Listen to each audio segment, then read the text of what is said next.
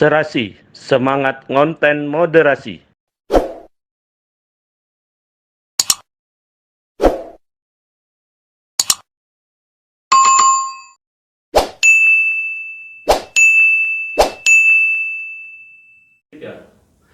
Selamat pagi, sahabat Serasi, semangat ngonten moderasi, KUA Denpasar Selatan.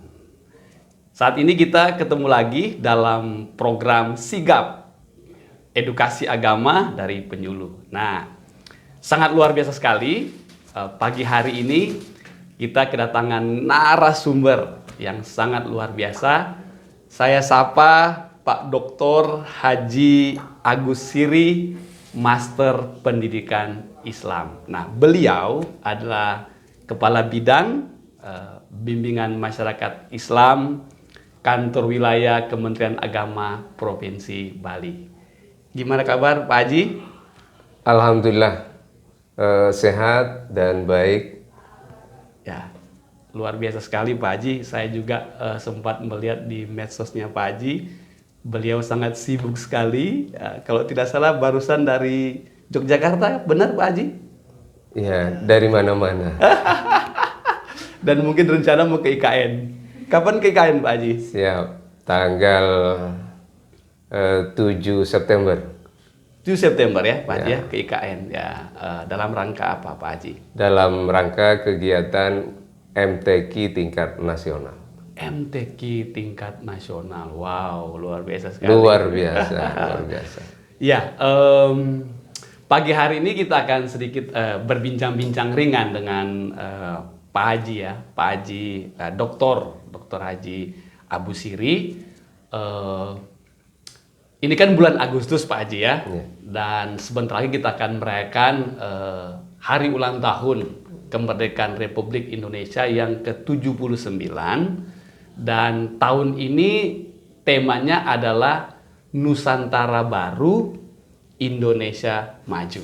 Nah, saya ingin mendengar dari Pak Haji, apa sikap dari umat Islam, khususnya yang ada di Indonesia ini, menyikapi atau memaknai tentang kemerdekaan Republik Indonesia ini yang ke-79, dari temanya Nusantara Baru, Indonesia Maju. Kira-kira pandangan Pak Haji seperti apa?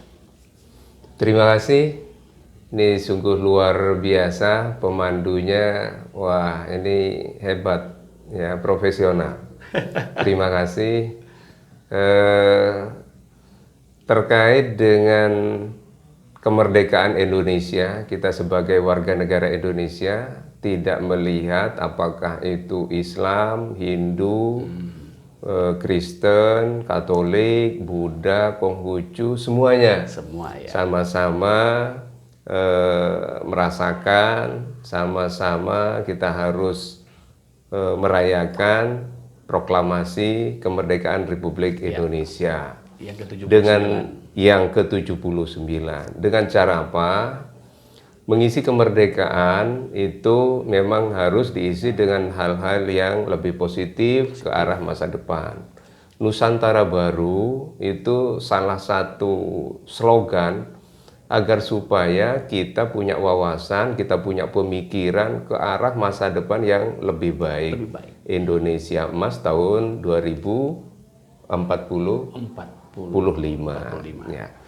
Itu harapan. Tetapi kita sebagai warga negara Indonesia yang beragama itu harus dapat mengisi kemerdekaan ini dengan sebaik-baiknya.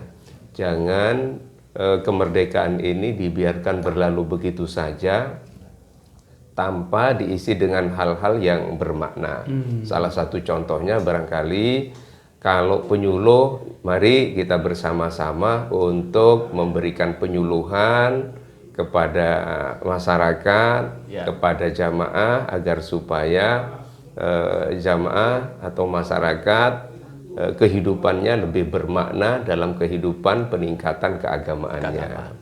Kemudian yang kedua, agar bermakna dalam peningkatan perekonomiannya. Perekonomian. Karena apa? di masa sekarang ini Kementerian Agama itu tidak hanya terkait dengan masalah peningkatan wawasan keagamaan yang diurus begitu ya. Tetapi sekarang sudah merambah kepada pengembangan ekonomi. Ya, bagaimana agar supaya masyarakat Indonesia yang majemuk plural ini bisa meningkat ya keimanan dan ketakwaannya kepada Tuhan Yang Maha Kuasa, tetapi ada peningkatan secara ekonomi. Ya. Jadi kalau istilah dalam Islam itu ada i'mal lidunyaka ka'annaka ta'ishu abadan wa mal li akhiratika ka'annaka tamutu gadan. Maka berbuatlah, kejarlah dalam urusan duniamu, mencari perekonomian, mencari kesejahteraan, seakan-akan kita akan hidup selama-lamanya. Tetapi ketika kita terkait dengan peningkatan keimanan dan ketakwaan pada Tuhan Yang Maha Kuasa, itu harus kita dapat melaksanakan seakan-akan kita besok sudah berakhir, sehingga peningkatan keimanannya secara terus-menerus. Ya, secara terus-menerus. Sedangkan untuk memikirkan perekonomian itu berkesinambungan terus dengan masa yang begitu panjang kita akan berada di dunia ini. Saya kira demikian. Ya, luar biasa sekali ya. Jadi itu dari Pak Haji tentang bagaimana kita memaknai Nusantara Baru Indonesia Maju. Jadi kita tidak hanya berpikir tentang keimanan juga, tapi juga berpikir tentang bagaimana kesinambungan kita dalam soal ekonomi, gitu ya Pak Haji ya. Iya Pak Haji, luar biasa sekali. Kementerian Agama ini tidak lagi hanya dalam konsep tentang bagaimana membangun keimanan ya, tapi juga bagaimana juga membangun umat itu dalam soal ekonomi. Kira-kira kalau dalam soal ekonomi ini langkah-langkah apa aja yang bisa dilakukan oleh umat untuk memajukan perekonomian umat, kira-kira Pak Haji? Ya. Kementerian Agama sudah ada beberapa program yang digelontorkan. Kalau tanda kutip ya, di Bimas Islam itu ada beberapa program yang sudah digelontorkan terkait dengan kampung zakat. Kampung zakat. Yang kedua, kemudian ada pengembangan ekonomi umat. Wow. Ya, terus kemudian yang ketiga ada kota wakaf. Nah, program-program ini dalam rangka untuk menunjang pengembangan ekonomi masyarakat yang juga terkait dengan program pemerintah, ya, program presiden dalam kaitan dengan pengembangan ekonomi masyarakat.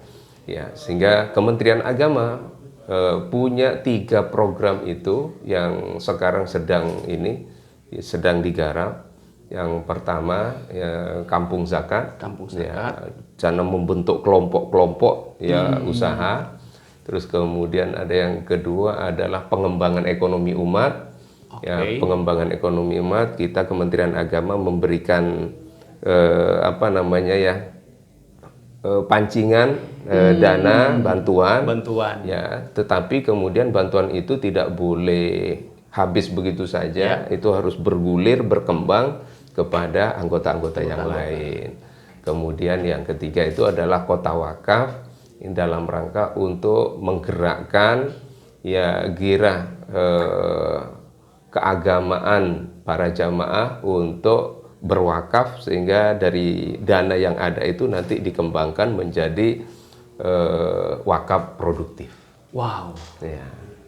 Luar biasa sekali. Nah, Pak Haji, dari ekonomi kreatif ya bisa disebut seperti itu, kan ada korelasinya dengan pengentasan kemiskinan. Ya. Nah, jadi saya pikir ini juga harapan dari bangsa Indonesia lewat edukasi keagamaan dan juga edukasi tentang ekonomi kreatif, dan hasilnya bahwa ekonomi umat itu meningkat ya. Jadi di sini disebut dengan pengentasan kemiskinan. luar biasa sekali. Nah, Pak Haji,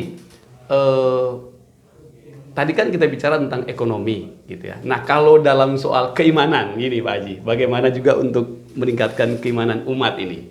Ya. Dalam rangka untuk meningkatkan keimanan umat, kita di Kementerian Agama itu sudah ada penyuluh. Ya. Ada penyuluh PNS, ada penyuluh non-PNS. Iya. Penyuluh PNS, non-PNS itu juga ada di semua bidang. Ya, baik bidang Bimas Islam, Lurah Hindu, kemudian Kristen, Katolik, Kristen, kemudian Buddha, dan Konghucu ya belum kelihatan. Ya. Karena memang ya umatnya juga masih sedikit, tetapi bukan berarti ditinggalkan.